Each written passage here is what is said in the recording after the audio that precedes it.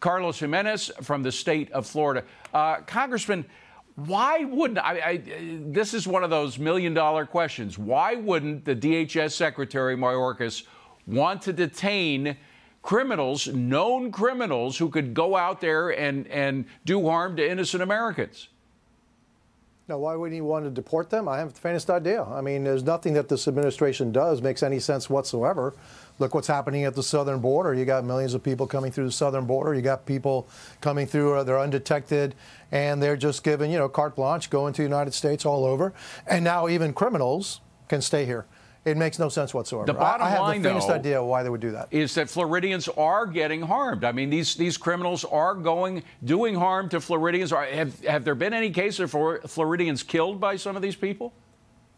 Oh, I'm sure there have been. And look, these people have already committed crimes here in the United States. And so it's a question of they've committed crimes here in the United States. We know they're criminals. They are now loose, and now they won't be deported. The law says they need to be deported. This administration seems to think that they're above the law. They can do whatever they want. And so they're not going to be deporting them. Why? I haven't the faintest idea why. It doesn't make any sense whatsoever. Well, they're not all loose. You have rearrested some of them. The state of Florida has, not the federal government, but the state of Florida has. And it apparently is not cheap to detain these people. You're spending about $130 million a year. Are you trying to get some of that money back from the federal government? Well, good luck with that. But, yeah, look, when I tried to do the same thing when I was the mayor of Miami-Dade County, try to get reimbursed for the detainees, the illegal immigrants that we had here, that we held for ICE.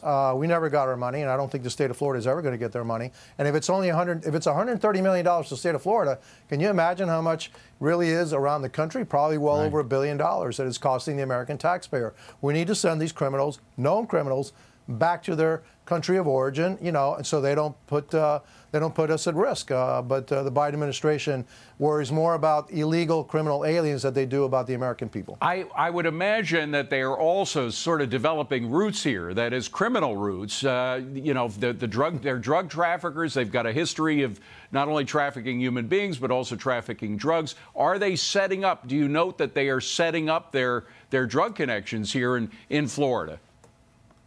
Look, one of the most notorious gangs we have here in the United States is MS-13. That has its roots in illegal immigration down from Central America. So, yeah, a lot of these have, organized crime. They're tied to cartels, et cetera. They have they're drug dealers. They're rapists. They're murderers. They're all kinds of stuff. And so, yeah, I believe that they probably do have some kind of ties back to their home country or some other large criminal organization. I can't say they all do, but I'm sure a good number do. And finally, it's just getting worse. You have this new Central American minors program in which allow previously banned minors to come back in not only by themselves, but to bring their family with them, to bring their caregivers with them. And Lord knows if they're criminals, we know what those caregivers are likely doing here.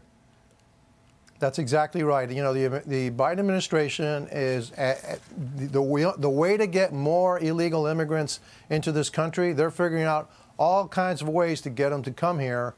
Again, I don't know why they're really violating U.S. law that was passed by Congress. I hope the Supreme Court does the right thing, and on this occasion forces the Biden administration to abide by the law and send these criminals back to their home country. Good luck, Congressman. We appreciate you coming in and talking about it. Congressman Gimenez, thank you very much.